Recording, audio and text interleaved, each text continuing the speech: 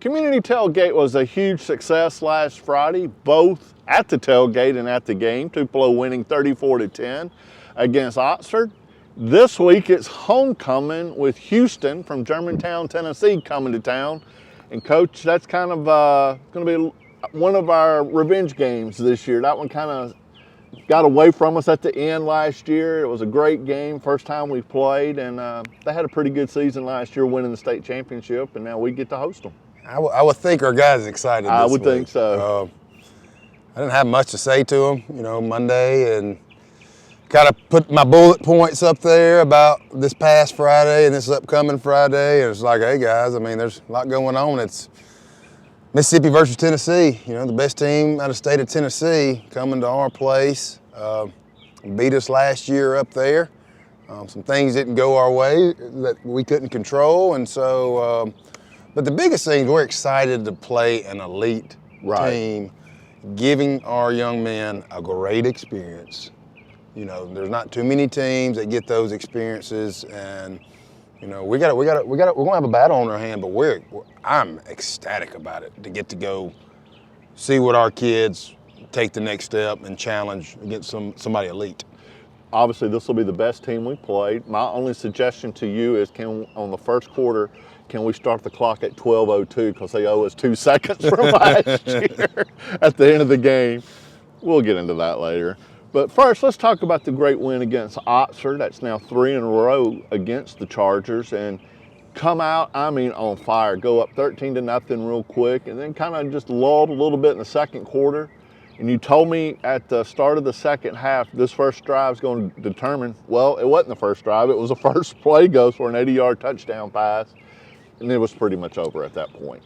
I think everybody saw in that first quarter, that we were physically dominating. Absolutely. We were everywhere, every phase of the game. And, if we had a touchdown call back, if we're up 20-0 right there, game's probably over. They laid down. But it's a well-coached Oxford team, a good team, and they kept fighting and clawing, and we allowed them to be in the game. We sleptwalked through the second quarter. Some things didn't go our way, and it kind of made us play the way we did. But that's things that we have to fix. And went into halftime. Guys had bad body language. I think everybody could see it, and we needed something positive to happen for us in the second half. And then it happened on that first play. I went in and told our guys knew we were the better team. Right. They knew that we have squandered a bunch of opportunities away and made it a close game, and that, you got to go out there and just go take it from them. And we did. Some things happened for us. Big play, and then we started playing our brand of football second half, and, good. Hopefully that's a learning moment. Our big key this week was don't play with your food, When you have a chance to eat your plate and get done with it, get done with it. And so we'll see going forward if that's a lesson that we learned. Over 300 yards rushing. When you have a rushing attack like that, that means you're winning the line of scrimmage. JJ had an incredible first quarter, and Bobo had an incredible second half. That's kind of a nice. You've had some 1-2 punches, and that seems to really. That's hard to defend. That's got to be a nightmare for a defense. Well, we're going to run the ball. I think everybody knows that, and we have to establish and run the ball for us to be successful. We can do other things. We can sling it all over the yard too. But if you're going to win football games, NFL to junior high, Pee Wee, you got to stop the run, you got to run the ball. It's pretty simple. And, JJ's been elite. Bobo's still getting there. He's nowhere near where he needs to be and where he's going to be, but he's also a young guy. It's going to take more experience and more experience and more experience. And so each game that he gets reps, he gets better. And we'll see. We'll need it this week going forward. And we want to be physical with teams and try to dominate the line of scrimmage for sure. JJ's awareness on the field, I would love to have a camera focusing on his eyes. They have to be moving because some of the cuts he makes, I don't know how he sees them coming. I guess playing the position so long. Yeah. played it since he's a freshman for us. So, like I said, those experiences, you can feel stuff. You know where, hey, you might not can see anything to your right. I think the run down here kind of reminds me of his second touchdown. Everybody loads the box to the left right here, and he has no idea nothing's over here, and he just playing the position so long, he jump cuts, and nobody's out there. Yeah. You know, it's just it comes with the experience, and that's some things that you'll see Bobo get better at later on down the road of, you know, putting yourself in those moments and jump cutting and getting outside. And so the funnest thing is just, I think it's watching defenses in that first quarter try to figure out how they want to tackle them. I mean, I don't want to tackle them.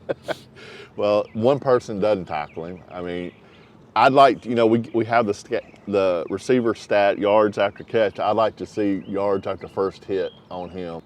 With the big win, we also had some key players out. I mean, some very key players out. Still were able to perform at a high level. What is the update on those guys? And we get Tyreek Darden back. Practice all week. Draylon McCoy is going to kind of be more of a game time type of decision. He gets his new cast on his hand on Thursday, so he really wants to play. We don't want to put him in a bad scenario of not practicing all week and then going out and playing. So if he did play, it would be limited. It'd be just he has begged and pleaded us and probably, shanked us a few times, so making us make him play. And so we're getting some guys back, so that helps a lot for sure. As a star player, or as a player, period, not being able to play drives them nuts. Well, not being able to play and not being able to play in big games like this. Right. It'd be different if it was, man, I don't want to say it, but you know what I mean. It's when you're playing the best team in the state of Tennessee, and it's a showcase game in the state, in the region, and it's homecoming. There's going to be a packed house. You won't play in games like that. That's why you play the sport. Exactly. That gets that adrenaline, and it's psychological too for the defense, knowing that, or offense. I mean, we didn't have the deep threat the other night, and so that's going to add a dimension back to your game plan that you didn't have. Last year, we let Houston kind of score late on us, and then that was one of the weirdest endings to a football game I've seen in a long time. How much talent do they have coming back, or is it we're going to see the same thing offensively and defensively? They return basically the whole team. Quarterback's the best quarterback I've seen in a long time. He's committed to play baseball at Tennessee. Could play D1 football anywhere. Lefty, he reminds you a little bit of Tim Tebow, a big 6'3", 6'4", 220-pound kid that runs well. Got a big-time SEC running back. Their skill guys are elite. Like, I'm talking about some of the fastest kids we've seen. And defense, they return a lot of starters right there. So, you're playing really well-coached team, and a team that has got a lot of experience. So, but they're immortal.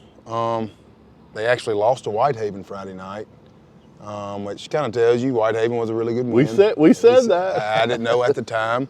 Whitehaven upset them, but they're still ranked the #1 team in the state of Tennessee. So we know we're gonna get a better game from them than when they played against Whitehaven, because they got a little sour taste in their mouth. But I would think our guys got a sour taste in our mouth too, and they see how we stack up against some elite competition. Do we play up, play down? We've kind of known to play up when it's time to play up, and we've known to play down when it's not time to play down, but we do play down. But yeah, they're a great team, and they got guys all over the field that are going to be playing on Saturdays, possibly Sundays. And it's fun for our guys, and our coaches so far have done a fantastic job. We feel like that we've scouted them, and we've got a good game plan for them. And that's one of our keys this week is guys just trust the game plan that we have. Last year they kind of jumped on us, kind of startled us real quick, go up big, and then we settled down, got way back into it, took the lead, and then just didn't hang on. Yeah, some things didn't go our way early on. I think we kind of sleptwalk off the bus. It was kind of like, hey, we're there, and they've hit us in the mouth, and it took them being up 14-0. Like, oh, you know, they score on their first drive, go up 7-0. Well, then we fumble the ensuing run after that for them to go up, you know. So they go up 2 scores real quick, and it's like, man, we got to play ball. And we started to play ball, came back, made some plays, and there's a lot of series of events throughout that game that we ain't got to talk about on camera, but everybody knows. it's basic and blatant. But, you know, still at the end of the day, we can't let those things happen and it control us winning and losing the game. We should have won the game on our end, but hey, give them credit for you know, them winning that propelled their season. I mean, their coach will even tell you that propelled their season for them to kind of go win a state championship and go get a national ranking. And so, you know, we're here a whole year around, and so we get to repeat it, but we get to repeat it at Tupelo. That's right.